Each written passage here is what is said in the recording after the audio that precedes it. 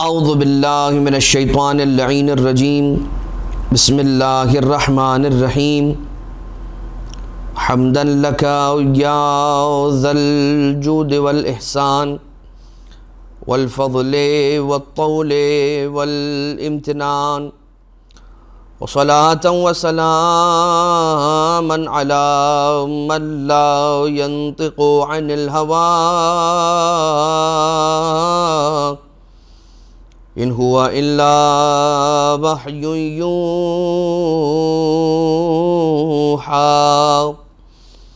حبيب قلوبنا وشفيع ذنوبنا وطبيب نفوسنا مولانا ومولى الثقلين جد الحسن والحسين ابی القاسم المصطفى محمد اللهم صل على محمد وآل محمد وعلى آله الذين أذهب الله عنهم الرجس وطهرهم تطهيرا اللهم صل على محمد لا سيما على الإمام المنتظر والحجة الثاني عشر واللعنة الدائمة الباقية على أعدائهم ومنكري فضائلهم وغاصبي حقوقهم من الأزل إلى قيام يوم الدين أما بعد فقد قال رسول الله صلى الله عليه وآله وسلم فاطمة بضعة مني من آذاها فقد آذاني ومن آذاني فقد آذى الله۔ اذان محترم مومنین اور مومنات، سیرت معصومین ائمہ اطہار علیہم السلام کے اعتبار سے جس سلسلے کا آغاز کیا گیا تھا، یہ اسی سلسلے کی ایک کڑی ہے، اور ہمارا بیان شہزادی کونین دختر پیمبر حضرت فاطمۃ الزہراء سلام اللہ علیہا اللہم صلی علی محمد و آل محمد بی بی کے اعتبار سے کچھ بیان آپ کی خدمت میں پچھلی نشست کے اندر پیش کیا گیا تھا۔ آج جناب سیدہ سلام اللہ علیہا کی سیرت طیبہ سے کچھ پہلو اس اعتبار سے کہ آپ نے فقراء کی کس طرح سے مدد فرمائی، پڑوسیوں کا کیسے خیال رکھا، اور کچھ دعائیں کہ جو آپ کو تعلیم دی گئیں، اور کچھ وہ دعائیں کہ جو آپ نے تعلیم دیں ہمارے اور آپ کے لیے، ان کا ذکر عربی عبارت کے ساتھ آپ کی خدمت میں پیش کرنے کی سعادت کو آج کے تک حاصل کیا جائے گا۔ جو پہلی بات کہ جس سے ہم اس دوسرے حصے کا بی بی کی سیرت طیبہ کے حوالے سے آغاز کرنا چاہیں گے، وہ دلیل یا وہ دلائل کہ جو بی بی زہرا سلام اللہ علیہا کے عصمت کبریٰ کے اعتبار سے بیان کیے گئے۔ معصومین ایک دائرہ ہے عصمت کا کہ جو عصمت صغریٰ ہے، اور ایک دائرہ ہے عصمت کا جسے عصمت کبریٰ کہا جاتا ہے۔ عصمت کبریٰ کے اندر معصوم اور کون سی عصمت؟ عصمت کبریٰ۔ اس میں اس دائرے کے اندر صرف 14 افراد، اس دائرے کے اندر صرف 14 ہستیاں بحکم پروردگار عالم موجود ہیں، یعنی کہ رسول خاتم الانبیاء صلی اللہ علیہ وآلہ وسلم، جناب سیدہ اور 12 امام۔ یہ 14 ہستیاں عصمت کبریٰ کے درجے پر ایسے فائز ہیں کہ اس دائرے کے اندر یہ 14 ہی ہیں۔ پھر آتا ہے عصمت کبریٰ سے سب سے قریب ترین دائرہ، کہ جس دائرے کے اندر عصمت صغریٰ کے حامل وہ افراد اور وہ ہستیاں شامل ہیں، کہ جن میں جناب خدیجہ طاہرہ سلام اللہ علیہا بھی شامل ہیں، حضرت ابو طالب علیہ السلام بھی شامل ہیں، سرکار حضرت ابو الفضل العباس علیہ السلام بھی شامل ہیں، اور بہت ساری ہستیاں اس اعتبار سے ہمیں ملتی ہیں کہ جن کا نام عصمت صغریٰ کے اعتبار سے، اور وہ ہستیاں کہ جو معصومین سے بہت زیادہ قریب ہیں۔ عصمت جناب سیدہ سلام اللہ علیہ کے اعتبار سے جو دلائل ہو سکتے ہیں، ان میں چند ایک دلیلیں آپ کی خدمت میں پیش کرنے کی سعادت کو حاصل کرتے ہیں۔ پہلی دلیل بی بی کی عصمت کبریٰ پر، بی بی کی عصمت پر قرآن کریم کی آیت سے، نص صریح قرآن جسے کہا جا سکتا ہے۔ کون سی آیت؟ آیت تطہیر۔ وہ آیت تطہیر کے جسے جناب جبریل امین حکم خدا سے لے کر نازل ہوئے اور بیت الشرف میں تشریف لے کر آتے ہیں. اس وقت جناب سیدہ سلام اللہ علیہ موجود ہیں چادر کے نیچے، رسول اللہ ہیں چادر کے نیچے، مولا امیر ہیں چادر کے نیچے، اور امامین حسنین الہمامین یہ دو امام بھی چادر کے اندر موجود ہیں. پنجے تن پاک چادر کے اندر ہیں، اور حضرت حق سبحانہ و تعالیٰ نے جناب جبریل کو اس آیت کو لے جانے کا حکم دیا. جناب جبریل یہ آیت یعنی کہ آیت تطہیر لے کے نازل ہوئے اور پڑھ کر سنائی چادر کے اندر جا کے کہ ان اللہ یقرئک السلام ویخصک بالتحیۃ والاکرام ویقول لک وعزتی وجلالی انی ما خلقت سماء مبنیہ ولا ارضا مدحیہ ولا قمرا منیرا ولا شمسا مضیہ ولا فلکا یدور ولا بحرا یجری ولا فلکا یسری الا فی محبت ہؤلاء الخمسۃ الذین هم تحت الکساء. کہ اللہ پروردگار عالم آپ کو سلام عرض کرتا ہے، اپنی تحیت کو، اپنی بارگاہ سے آنے والے سلام و اکرام کو اور تفضل کو آپ سے مخصوص کرتا ہے. وَيَقُولُ لَكَ وَعِزَّتِي وَجَلَالِي، اور آپ سے یہ کہتا ہے کہ مجھے میری عزت و جلالت کی قسم ہے، میں نے یہ سورج نہیں بنایا، میں نے یہ چاند نہیں بنایا، میں نے یہ زمین نہیں بنائی، میں نے یہ آسمان خلق نہیں کیا، میں نے یہ سمندر کے دریا، سمندر کی سبیلیں،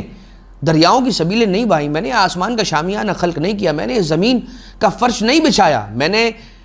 سمندروں میں کشتیاں نہیں چلائیں، مگر یہ کہ اللہ فی محبت ہؤلاء الخمسۃ الذین هم تحت الکساء، مگر ان 5 کی محبت میں کہ جو چادر کے نیچے جمع ہیں. ہم تحت الکساء، یہ کہنے کے بعد جناب جبریل تشریف لے کر آئے چادر کے اندر، اور آنے کے بعد کہا کہ پروردگار عالم یہ آپ سے فرماتا ہے، اے پنجتن پاک پروردگار عالم آپ سے یہ کہہ رہا ہے، آپ سے کہہ رہا ہے. کیا کہہ رہا ہے؟ کہ انما یرید اللہ لیذھب عنکم الرجس اہل البیت ویطہرکم تطہیرا، کہ اے اہل بیت اللہ نے ارادہ کیا ہے کہ ہر رجس کو آپ سے دور رکھے. رجس اہل بیت سے دور ہے. اہل بیت تو پہلے ہی سے رجس سے دور تھے اور ہیں اور رہیں گے.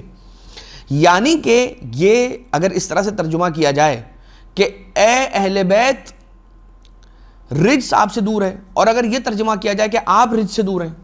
تو فرق کیا ہے؟ فرق یہ ہے کہ جب آیت تطہیر نازل ہوئی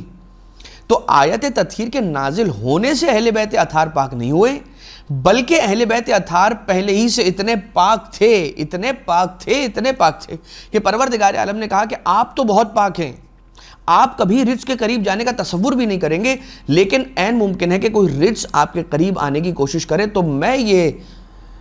فیصلہ سنا رہا ہوں آج ہی سے قیامت تک کے لیے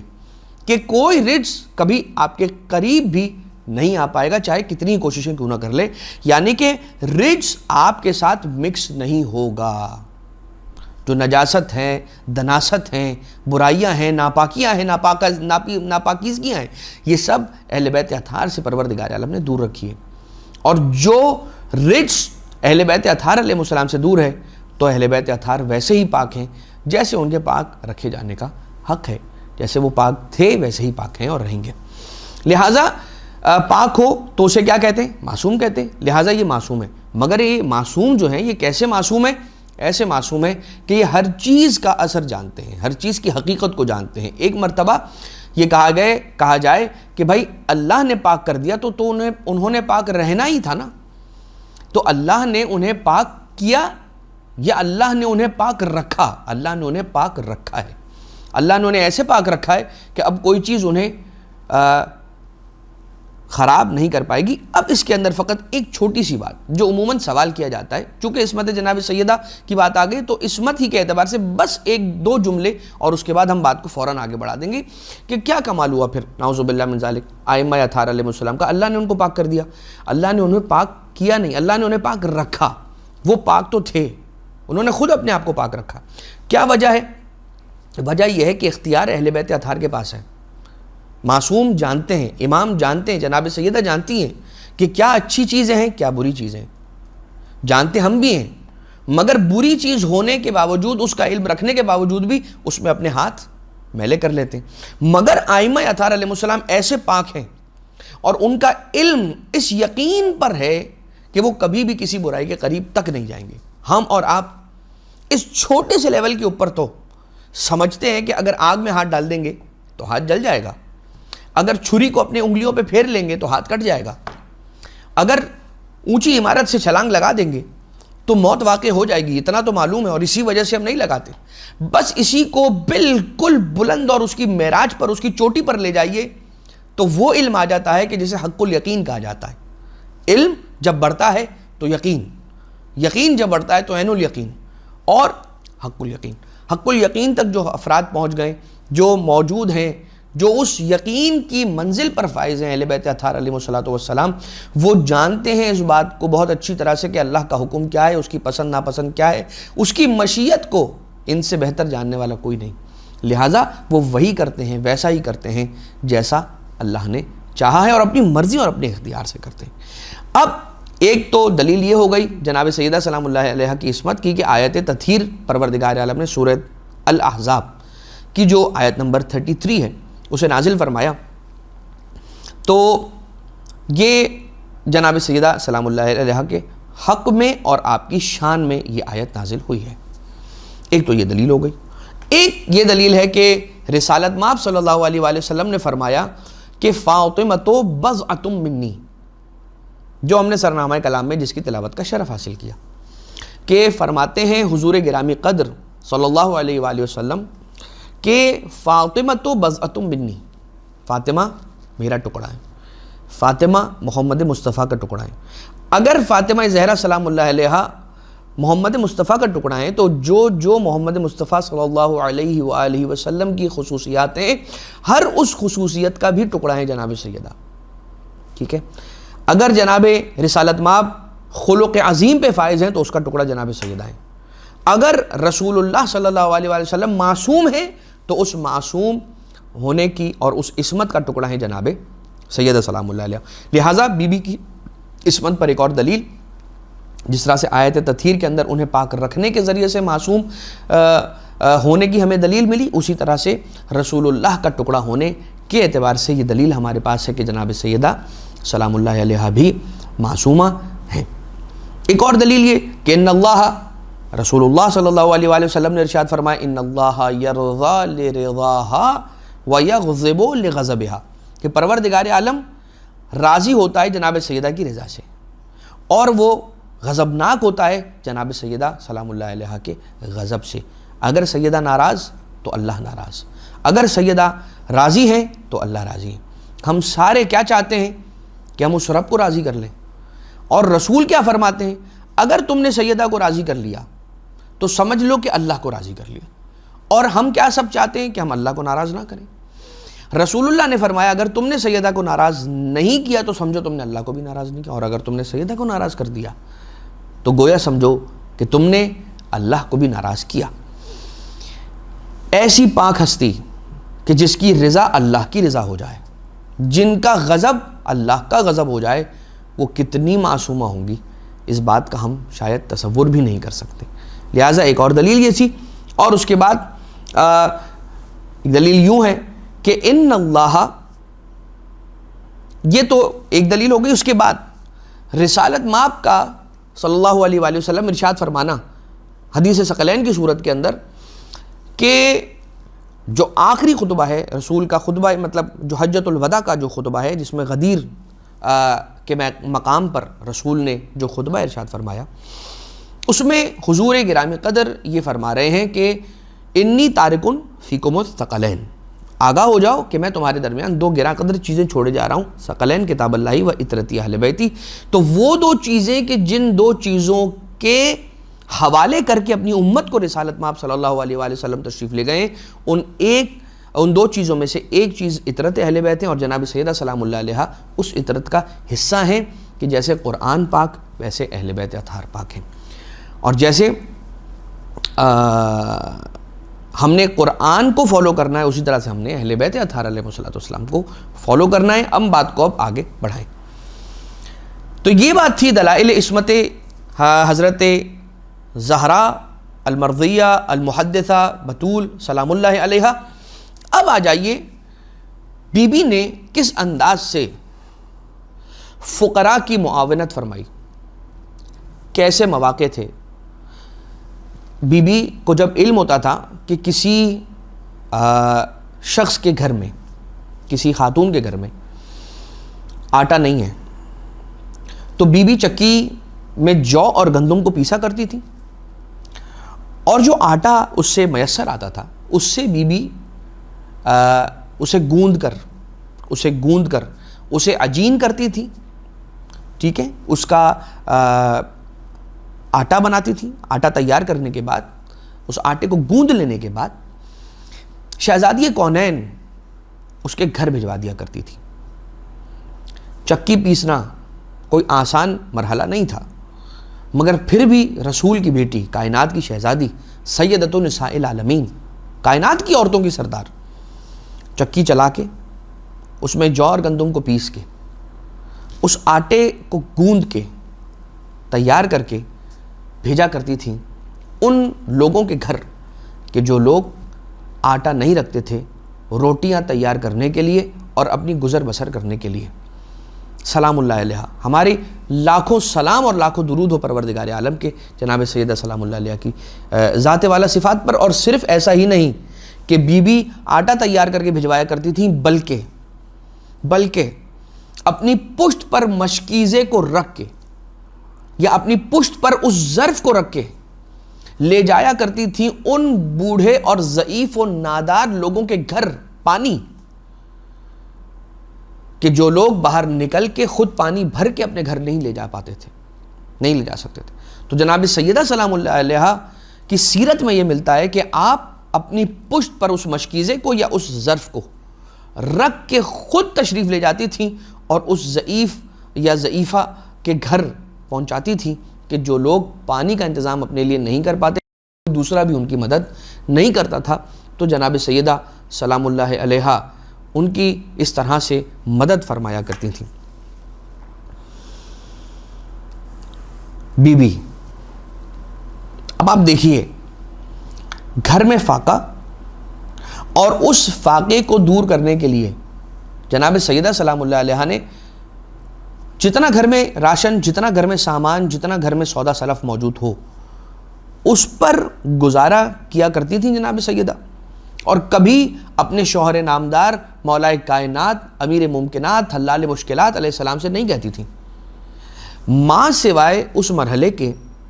کہ جب صورتحال اتنی دگرگوں ہو جایا کرتی تھی، جیسے کہ ایک مرتبہ ہوا 2 دن گزر گئے حسنین علیہ السلام نے کچھ کھایا پیا نہیں تھا۔ اب مجھے بتائیے، اگر امام حسن و امام حسین علیہ السلام نے نہیں کھایا ہوگا تو کیا جناب سیدہ نے کھا لیا ہوگا؟ یا جناب سیدہ نے تو اپنا نوالا تک حسنین علیہ السلام کو کھلا دیا ہوگا؟ تو جتنے حسنین بھوکے ہیں اس سے زیادہ جناب سیدہ سلام اللہ علیہ بھوک کے عالم میں، جوع کے عالم میں۔ لیکن جناب سیدہ سلام اللہ علیہ نے یہ نہیں کہا کہ میں بھوکی ہوں، فرمایا حسن و حسین بھوکے ہیں۔ مولا کائنات علیہ السلام کچھ جو لے کر آئے، اور اس کے بعد بی بی نے اس آٹے کو پیسا۔ ایک مرتبہ ایسا ہوا کہ یہ شہزادے مریض ہوئے، بیمار ہوئے، اور اس بیماری سے افاقے کے لیے جناب سیدہ سلام اللہ علیہ نے نظر فرمائی کہ اگر میرے بیٹے ٹھیک ہو جائیں گے تو میں اللہ کی خوشنودی کے لیے یہ نظر کرتی ہوں، اپنے اوپر واجب کرتی ہوں کہ میں روزے رکھوں گی، 3 دن روزے رکھیں گے۔ 3 روزوں کی نظر کی جناب سیدہ نے بھی، مولا کائنات علیہ السلام نے بھی، اور پھر گھر کے ہر فرد نے۔ اب ہم اور آپ سب جانتے ہیں کہ پھر کیا ہوا۔ پہلے دن دروازے پہ دستک ہوئی، اسی وقت کہ جس وقت اہل بیت اطہار یہ پنجتن پاک بیٹھے ہیں، اہل بیت اطہار علیہ السلام یعنی کہ مولا کائنات امام حسن امام حسین جناب سیدہ سلام اللہ علیہ اور افطار کرنے والے دروازے پہ دستک ہوئی۔ یتیم ہے کوئی اس گھر میں کہ جو یتیم کو کھانا کھلائے؟ جناب سیدہ نے اپنی روٹی الگ کی، ایک ایک کر کے سب نے اپنی اپنی روٹیاں رکھ دیں، اور وہ روٹیاں لے جا کے ان کو دے دیا گیا، پانی اور نمک کے ذریعے سے افطار کر لیا گیا۔ دوسرا دن دروازے پہ اسی وقت دستک ہوئی، ہے کوئی کہ جو اسیر کو کھلائے، اس کا پیٹ بھرے، کھلا دیا گیا۔ ہے کوئی کہ جو مسکین کو کھلائے۔ جب سب نے اپنی اپنی روٹیاں دے دی، اب یہ کمال اس طرح ایثار، کمال ایثار، ایسا ایثار اور ایسی قربانی کہ ہر کوئی اپنی حصے کی روٹی دے رہا ہے. جناب سیدہ نے بھی دے دی، مولا کائنات نے بھی دے دی. اب پروردگار عالم نے حکم دیا جبریل کو، جاؤ جا کے یہ آیت نازل کرو، اور آیت لے کے جناب جبریل پہنچے، اور وہ سورہ حل اتی علی الانسان حین من الدہر لم یکن شیئا مذکورا، وہ پھر انا ہدیناہ السبیل اما شاکرا و اما کفورا یطعمون الطعام علی حبہ مسکینا و یتیما و اسیرا لا نطعمکم لوجہ اللہ انما نطعمکم استغفر اللہ انما نطعمکم لوجہ اللہ لا نرید منکم جزاء ولا شکورا. انما کلمہ حصر ہے، ہم صرف اور صرف اگر کھلا رہے ہیں نا، انما نطعمکم لوجہ اللہ، ہم صرف اور صرف پروردگار عالم کی خوشنودی کے لیے تمہیں کھلا رہے ہیں. لا نرید منکم جزاء ولا شکورا، ہم نہ تم سے جزا کی خواہش رکھتے ہیں، نہ تم سے اس بات تک کی ایکسپیکٹیشن اور امید رکھتے ہیں کہ تم ہمیں شکریہ ادا کرو، ہمیں شکریہ بھی نہیں چاہیے. اب ذرا اس بات کا اندازہ کیجئے کہ ہمارا معاشرہ وہ معاشرہ کہ جس کے اندر اگر ہم چھوٹی سی بھی نیکی کرتے ہیں نا، چھوٹی سی بھی نیکی، اور ویسی نیکی کہ جو ہمیں اصولاً کرنی ہی چاہیے، اس کے بعد بھی ہم اتنی ایکسپیکٹیشن رکھتے ہیں کہ ہم یہ کہا کرتے ہیں کہ دیکھا ہم نے کتنی بڑی اس کی مدد کی. کیونکہ بڑی مدد کرنے کا تو سوال ہی پیدا نہیں ہوتا نا. اگر آپ بڑی مدد کسی کے پاس بڑی مدد کا سوال لے کر جائیں تو وہ کیا کہے گا کہ بھائی اتنا تو ہمارے لیے ممکن نہیں ہے، یہ تو آپ کو مختلف جگہوں سے کرنا پڑے گا ارینج، آپ تھوڑا ان سے لے لیں، تھوڑا ان سے لے لیں. یہ ہوتا ہے نا جب بڑی مدد کوئی طلب کرنے کے لیے جاتا ہے تو اس کو یہی جواب ملتا ہے. لیکن چلے تھوڑی سی صحیح کر لیں، لیکن اس کے بعد انسان کا یہ کہنا کہ ہم نے اس کی اتنی بڑی مدد کی، اور یہ کہنا کہ اس نے پلٹ کر پوچھا تک نہیں، یہی ہوتا ہے. اس نے پلٹ کر پوچھا تک نہیں، آپ نے اس کے لیے کی تھی تو اس سے شکریہ لے لیجئے. اگر آپ نے اس کے لیے نیکی نہیں کی تھی، نیکی آپ نے کسی بڑی ذات کے لیے کی تھی، تو پھر انتظار کیجئے، وہ آپ کو اجر ضرور دے گا. اور جو آخرت میں اجر ملے گا وہ تو الگ ہے، وہ جدا ہے. جو دنیا میں آپ کو اجر ملے گا وہ خود نظر آئے گا، دکھائی دے گا. لیکن یہ اس قدر نسبت، اس کی اس قدر نسبت ہوگی جتنا زیادہ آپ کا توکل ہوگا، جتنا زیادہ اخلاص آپ کے عمل میں ہوگا، اتنی ہی زیادہ بڑی جزا وہاں سے آئے گی. یعنی وہ جو آپ کا عمل ہے نا، اس عمل کا ساری کی ساری اس عمل کی روح اس کے اخلاص کے اندر موجود ہے. اہل بیت اطہار علیہ الصلوۃ والسلام نے کس خلوص کے ساتھ یہ عمل انجام دیا تھا، 3 دن تک مسلسل لگاتار، کہ کھلانے کے بعد ارشاد فرماتے ہیں انما نطعمکم لوجہ اللہ لا نرید منکم جزاء ولا شکورا، نہ تھینک یو چاہیے، نہ تم سے اس کی جزا، نہ اس کا ریٹرن چاہیے. تو چاہیے جس سے تھا، اس نے کہا کہ بھائی آیت نازل ہوگی تو قرآن نازل ہوگا ان کی مدحت میں اور ان کی مدد سرائی میں. لہٰذا جناب سیدہ سلام اللہ علیہ کا ایثار اور آپ کی قربانی کہ بچے بیمار تھے، شفایاب ہوئے، نظر کی، روزے کا عالم ہے، پہلے دن روٹی، دوسرے دن روٹی، اب بھوک تو بڑھتی جا رہی ہے. یہ پروردگار عالم اس گھرانے کے ذریعے سے ہمیں یہ تعلیم دینا چاہتا ہے کہ انسان اتنے اپنے حوصلوں کو بلند رکھے کہ اگر کوئی تم سے زیادہ ضرورت مند ہے اسے ضرور تھوڑا سا دے دو، اسے ضرور عطا کر دو. اب یہ نہیں ہمیں عین ممکن ہے کہ یہ نہیں کہا جا رہا کہ سارا کا سارا دے دیا جائے، لیکن تھوڑا سا تو دیا جا سکتا ہے. جیسے کہ ایک مثال ملتی ہے کہ امام حسن و امام حسین علیہ السلام بیمار ہیں، 2 دن سے بھوکے تھے، اور مولا کائنات علیہ السلام جو لینے گئے. واپسی پہ آتے ہوئے راستے میں دیکھا ایک کونے پہ جناب مقداد ابن اسود بیٹھے ہوئے اور شدید گرمی ہے. نظریں چرائی نہیں، مقداد ابن اسود سے پوچھا اے مقداد یہ بتاؤ تم اس دھوپ میں، اس کڑی دھوپ میں، دوپہر کے وقت اپنے گھر کو چھوڑ کے یہاں کیوں بیٹھے ہو؟ کہا مولا گھر جاؤں تو کس منہ سے جاؤں کہ 3 دن سے فاقہ ہے. مولا کائنات کے گھر میں کتنے دن سے فاقہ ہے؟ 2 دن سے فاقہ ہے. مقداد کے گھر میں کتنے دن سے فاقہ ہے؟ 3 دن سے فاقہ ہے.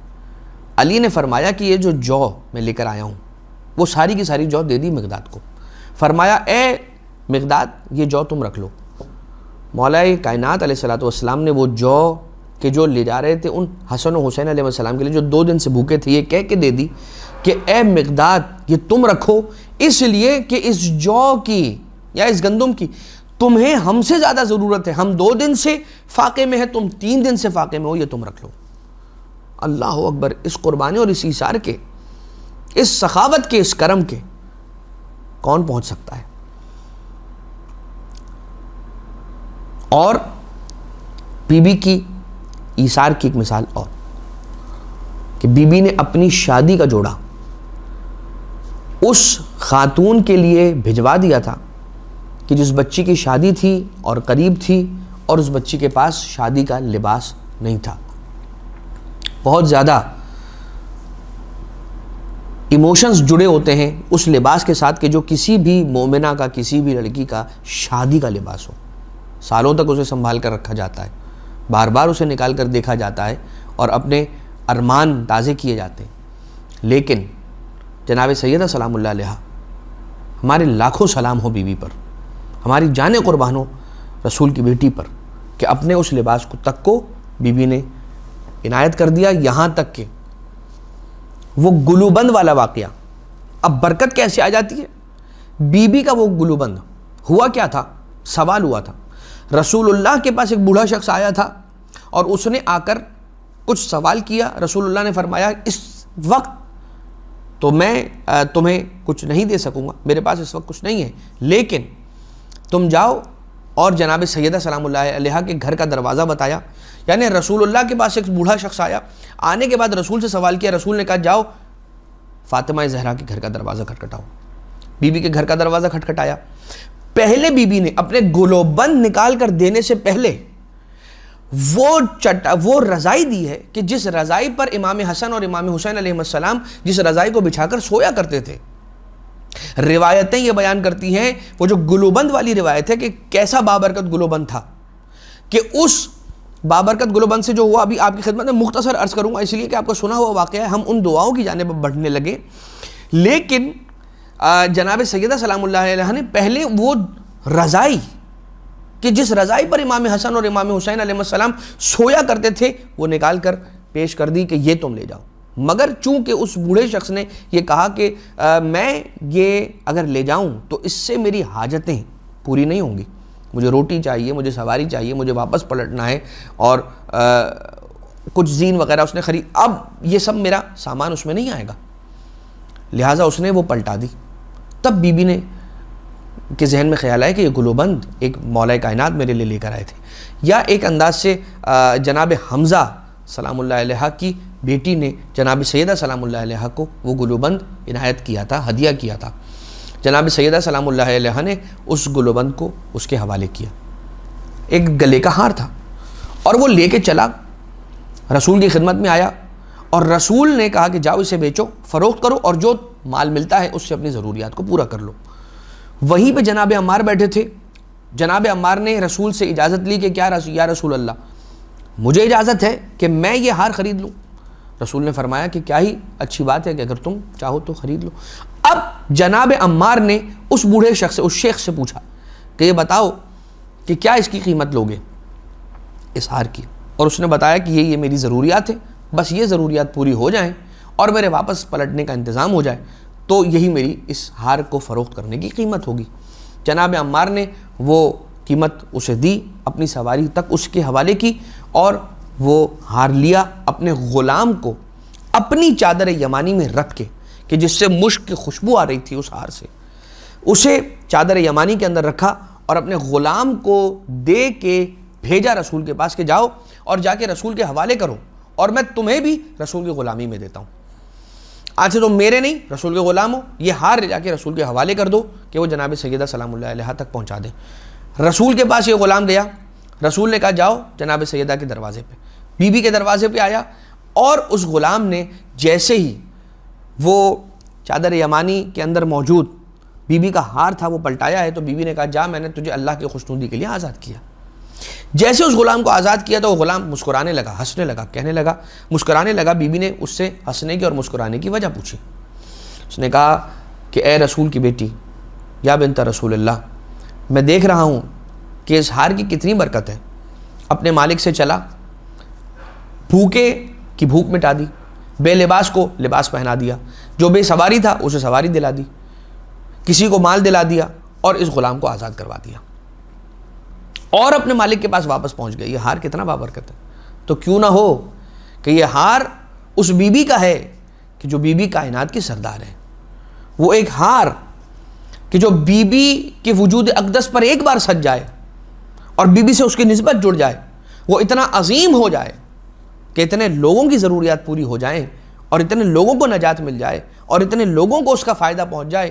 تو وہ محبت فاطمہ زہرا سلام اللہ علیہا کہ جو مومنین اور مومنات کے دلوں کے اندر ساری زندگی پلتی رہتی ہے اور پروان چڑھتی رہتی ہے، وہ کہاں کہاں پر انسان کو فائدہ نہیں پہنچائے گی۔ لہٰذا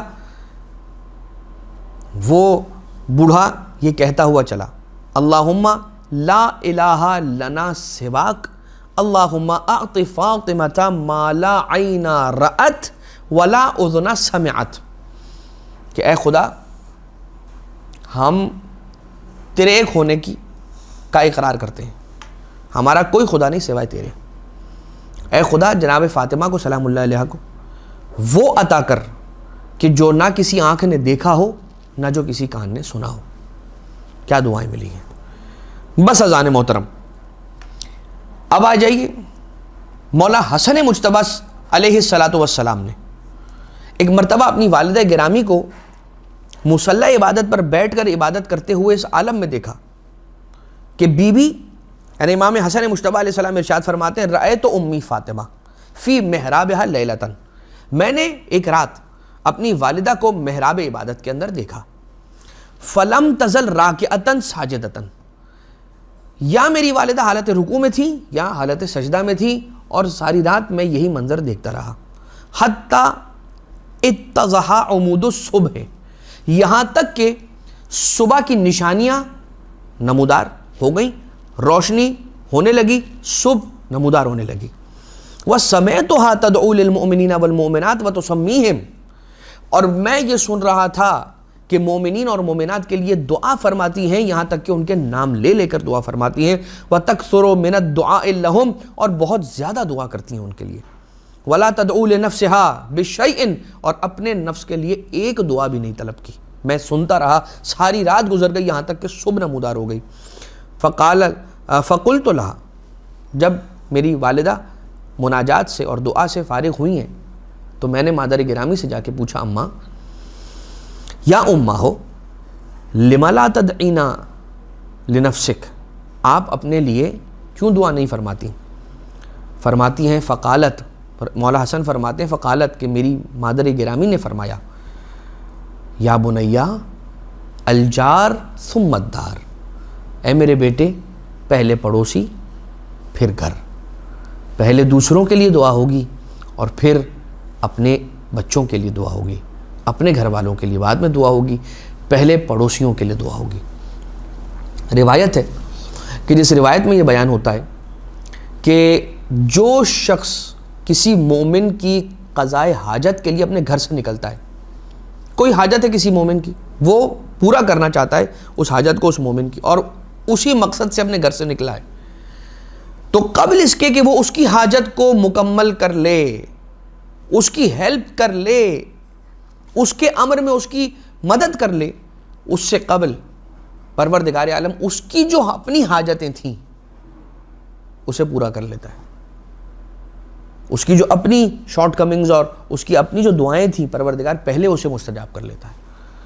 ابھی اس نے اس مومن کی قضائے حاجت مکمل نہیں کر پایا ہے، مگر اس سے پہلے اس کی اپنی حاجتیں پوری کر دیتا ہے پروردگار۔ بی بی عبادتوں میں اتنا قیام فرمایا کرتی تھیں، اتنا قیام فرمایا کرتی تھی، اتنی دیر عبادت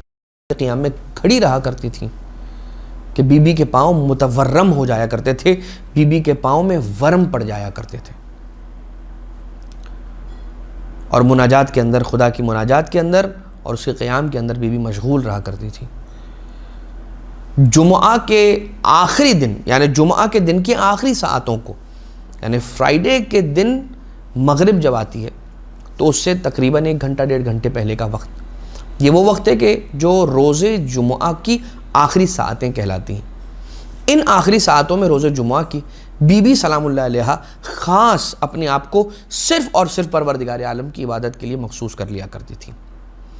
اس لیے کہ وہ ساعتیں ہیں کہ جن ساعتوں کے اندر کچھ دعائیں ہیں کہ جو ائمہ اطہار علیہ السلام کی بارگاہ سے دعاء العشرات، دعاء السمات یہ وارد ہوئی ہیں کہ جنہیں پڑھنا چاہیے۔ خیر، بی بی کا ایک خاص عمل زیارت قبور کے اعتبار سے ملتا ہے روایتوں کے اندر کہ جب بی بی سلام اللہ علیہ ہر ہفتے کے دن، ہر ہفتے کے روز، ایوری سیٹرڈے بی بی تشریف لے جاتی تھیں قبر جناب حمزہ سلام اللہ علیہ کی زیارت کے لیے، اور بی بی وہاں تشریف لے جا کے گریہ بھی فرماتی تھیں، پروردگار عالم سے مناجات بھی کرتی تھیں، اور زیارت قبر سید الشہداء حضرت حمزہ علیہ السلام کا بھی شرف حاصل کیا کرتی تھی۔ اور جو بی بی کی تسبیح تھی اس کے دانے جس مٹی سے بنے تھے وہ بھی حضرت حمزہ سلام اللہ علیہ کے قبر کی مٹی تھی۔ لہٰذا ہمیں بھی زیارت قبور ائمہ اطہار علیہ السلام کو ترک نہیں کرنا چاہیے، خاص طور سے مقامات مقدسہ کی زیارت کا شرف بار بار انسان کو حاصل کرتے رہنا چاہیے۔ اب آ جائیے کچھ دعاؤں کا ذکر آپ کی خدمت میں کر دیا جائے کہ جو بی بی نے تعلیم فرمائی ہے، اور اس کے بعد ایک آخری حدیث کہ جس حدیث کے اندر بی بی فرماتی ہیں کہ مجھے میرے بابا رسول خدا صلی اللہ علیہ وآلہ وسلم نے یہ تعلیم فرمایا جب میں نے ان سے پوچھا کہ وہ شخص کے جو نماز کو کم جانے اور نماز کو کمتر سمجھے، ہلکا سمجھے، تو اس کے لیے کیا ہے، اس کا کیا اثر ہے، وہ پھر آخر میں حدیث آپ کی خدمت میں پیش کی جائے گی۔ ایک دعا کہ جس کے بارے میں ملتا ہے کہ یہ دعا ہے عظیم امور کے لیے، بڑے امور، مہم کاموں کے لیے جس دعا کو پڑھنا چاہیے، یا بی بی جس دعا کو عظیم امور سے پہلے تلاوت فرمایا کرتی تھی، وہ دعا کیا ہے؟ بسم اللہ الرحمن الرحیم، بحق یاسین والقرآن الحکیم وبحق طٰہٰ والقرآن العظیم، یا من یقدر علی حوائج السائلین، یا من یعلم ما فی یا من یعلم ما فی الضمیر، یا منفسا عن المکروبین، یا مفرجا عن المغمومین، یا راحم الشیخ الکبیر، یا رازق الطفل الصغیر، یا من لا یحتاج الی التفسیر، صلی علی محمد و آل محمد۔ انسان جاب اپلائی کرنے کے لیے جا رہا ہوتا ہے، انٹرویو کے لیے جا رہا ہوتا ہے، ایگزامینیشن اپیئر کرنے کے لیے جا رہا ہوتا ہے، اسکول میں پہلا دن ہے، کالج میں پہلا دن ہے، جاب پر پہلا دن ہے، کہیں کام کرنے جا رہا ہے، کسی سے کوئی سوال کرنے جا رہا ہے، کوئی اپروول کسی چیز کا لینے کے لیے جا رہا ہے، کسی بھی بڑے امر، بڑے کام کے لیے انسان اگر کہیں جا رہا ہے تو اس سے پہلے اس دعا کو پڑھ کر جائے، تو پروردگار ضرور جناب سیدہ سلام اللہ علیہ کی برکت سے اس کے کاموں کو اور اس کے امور کو آسانی کے ساتھ انجام دلوائے گا۔ اب یہ کون سی تھی دعا؟ دعاء لامر عظیم، عظیم امور کے لیے۔ ایک دعا اور ملتی ہے کہ جو جناب سیدہ سلام اللہ علیہ نے تعلیم فرمائی، اور اس دعا کو اس وقت تلاوت کیا جائے جب انسان فقر کے عالم میں ہو اور فقیری اس پر خدا نخواستہ طاری ہو اور غنی ہونا چاہتا ہو، بے نیاز ہونا چاہتا ہو، تو اس دعا کی تلاوت کرے، اور وہ دعا یہ ہے: اللہم رب السماوات السبع ورب العرش العظیم ربنا ورب کل شیء منزل التوراۃ والانجیل والفرقان فالق الحب والنوى اعوذ بک من کل شیء انت آخذ بناصیتہ انت الاول فلیس قبلک شیء وانت الآخر فلیس بعدک شیء وانت الظاہر فلیس فوقک شیء وانت الباطن فلیس دونک شیء اقض عنی الدین واغننی من الفقر۔ میرے قرض کو چکا دے اور میرے فقر کو دور کر کے غنا سے اور بے نیازی سے بدل دے۔ اس کے علاوہ ایک دعا اور ہے کہ جو جناب سیدہ سلام اللہ علیہ نے تعلیم فرمائی، اور خاص طور سے بی بی اس وقت اس دعا کی تلاوت فرمایا کرتی تھیں کہ جب آپ کی اولادوں میں سے کوئی مریض ہو جایا کرتا تھا، اور خاص طور سے اس دعا کو بخار کے عالم میں، تب کے عالم میں ٹھیک ہے، فیور وغیرہ کے عالم میں پڑھنا بہت زیادہ مجرب پایا گیا ہے۔ یوں تو انسان اگر دن میں ایک مرتبہ اس دعا کو، جسے دعا النور کہا جاتا ہے، پڑھ لیا کرے تو یہ بیان کیا جاتا ہے کہ وہ عافیت اور سلامتی کے ساتھ ہمیشہ رہے گا۔ لہٰذا آئیے دعائے نور کے حوالے سے آپ کی خدمت میں عرض کر دیا گیا۔ سونے سے پہلے کی ایک دعا جناب سیدہ سلام اللہ علیہا سے تعلیم ہوئی ہے، کچھ طویل دعا ہے، اس لیے ہم اس دعا کو یہاں پر ابھی فی الحال نقل نہیں کر رہے، ورنہ صحیفۃ الزہرا سلام اللہ علیہا جیسے صحیفہ سجادیہ ہے، ویسے ہی صحیفہ علویہ ہے، ویسے ہی صحیفہ فاطمیہ یا صحیفہ فاطمہ یا صحیفہ فاطمیہ سلام اللہ علیہا، کہ جس میں بی بی کی تعلیم کردہ دعاؤں اور مناجات کا ذکر کیا گیا ہے۔ ایام ہفتہ کی دعائیں، اور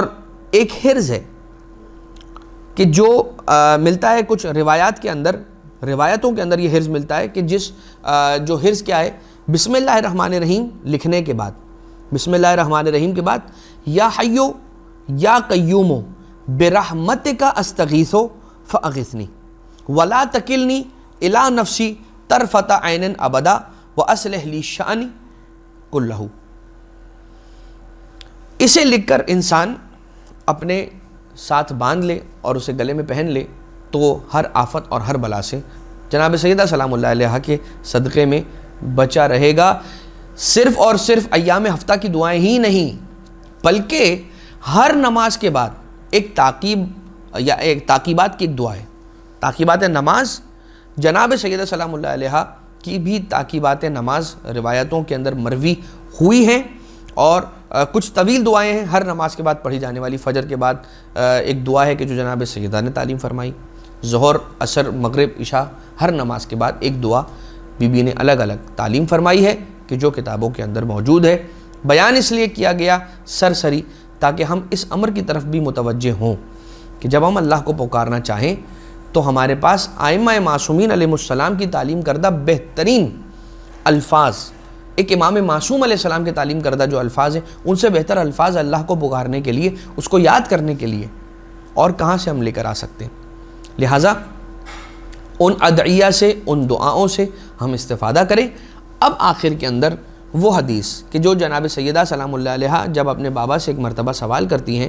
سألت الصدیقۃ سیدۃ النساء یا ابتاہ، اے میرے بابا،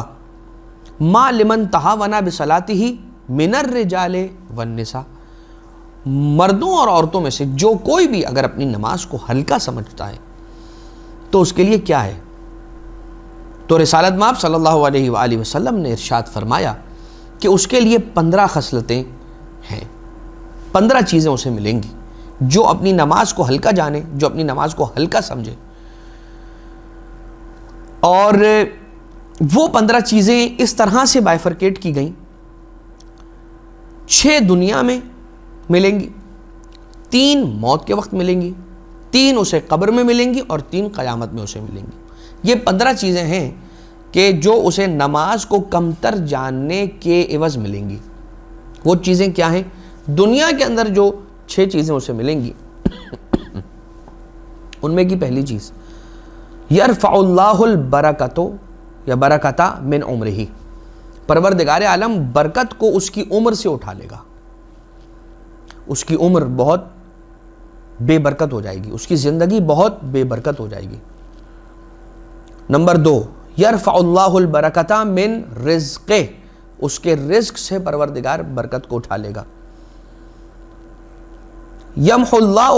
سیما الصالحین من وجہہ، اللہ اس کے چہرے سے صالحین کے آثار اور صالحین کے جو سیما ہوتے ہیں، جو اس کے چہرے پر ہوتے ہیں، اسے پروردگار عالم اس سے واپس لے لے گا۔ جو عمل انجام دے گا اس کا اجر اسے نہیں ملے گا۔ لا یرتفع دعاؤہ الی السماء، اس کی دعا آسمان کی طرف مرفوع نہیں ہوگی، پرواز نہیں کرے گی۔ لیس لہ حظ فی دعاء الصالحین، جتنے بھی دنیا کے اندر مومنین اور مومنات صالحین کے لیے دعا کرتے ہیں، پروردگار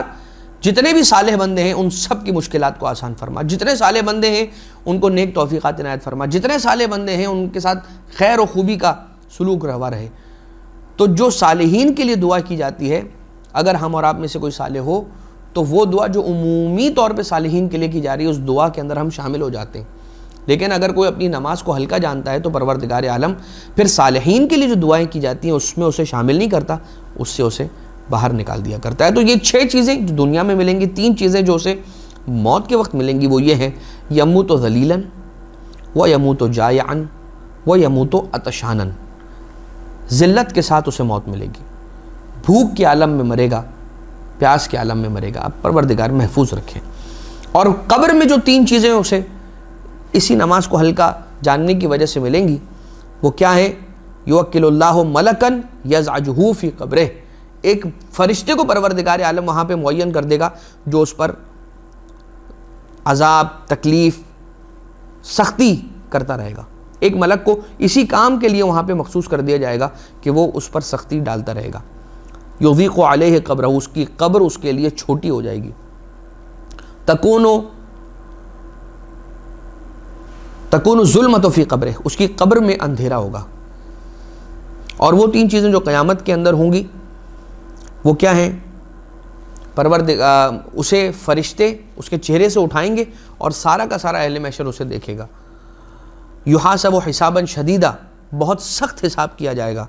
لا ينظر اللہ الیہ, اور پروردگار عالم اس کی طرف اپنی نظر رحمت نہیں فرمائے گا.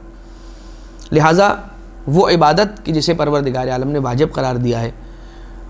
نماز, اس کو پابندی کے ساتھ انسان انجام دے, ادا کرے. اور اگر نماز کو اس کے مقررہ وقت پر, جیسے نماز کا وقت ہوا, جیسے اذان ہوئی, جیسے نماز کا وقت ہوا, اسی وقت اگر آپ اسے انجام دے دیا کریں تو اس کا فائدہ یہ ہوتا ہے, اس کی برکت یہ ہوتی ہے کہ انسان پھر سارا دن بڑی راحت میں اور بڑے سکون کے ساتھ گزارتا ہے. جو مولا کائنات علیہ السلام کی بھی ایک حدیث ملتی ہے کہ صلی واسترح, نماز پڑھو اور راحت میں آ جاؤ. تو ہم یہ دیکھتے ہیں کہ بہت سی مرتبہ جب ہم نماز میں ٹال مٹول کرتے ہیں اور اسے بڑھاتے ہیں, آگے بڑھاتے ہیں,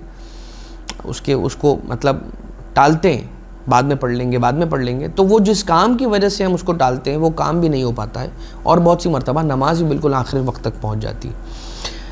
اس کے برعکس اگر انسان نماز کو اول وقت انجام دے دے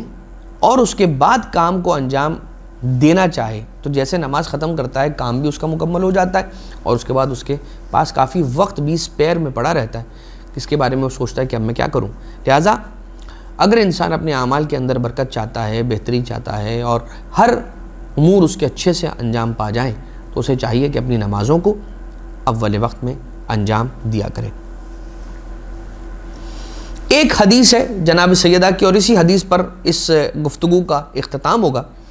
کہ جناب سیدہ سلام اللہ علیہ نے ارشاد فرمایا, من کان یؤمن باللہ والیوم الآخر فلیقل خیرا او یسکت, کہ جو کوئی بھی اللہ پر اور قیامت پر ایمان رکھتا ہے اسے یا تو کب بولنا چاہیے یا خاموش, یا تو اسے خیر کی بات کرنی چاہیے, وہ اچھی بات کرنی چاہیے, یا خاموش رہنا چاہیے. اگر انسان اچھی بات کر سکتا ہے ضرور کرے, فلیقل خیرن, خیر کی بات کرے, اچھائی کی بات کرے. لیکن اگر نہیں کر سکتا خیر کی بات تو پھر کم بات نہ کرے, چپ رہے, بالکل نہ بولے, ساکت رہے, سکوت اختیار کرے. اس دعا کے ساتھ کہ پروردگار ہمیں سیرت معصومین علیہ السلام پر عمل پیرا ہونے کی توفیق عنایت فرمائے, اور اہل بیت اطہار علیہ السلام کے نقش قدم پر چلتے ہوئے ہمیں ایک کامیاب و کامران زندگی گزارنے کی توفیق عنایت فرمائے. صاحب الامر علیہ السلام, صاحب الزمان علیہ السلام کے ظہور میں, مولا کے ظہور میں تعجیل فرمائے, ہمیں مولا کے اعوان و انصار میں شمار فرمائے. ربنا تقبل منا انک انت السمیع العلیم بجاہ محمد و آلہ الطیبین الطاہرین.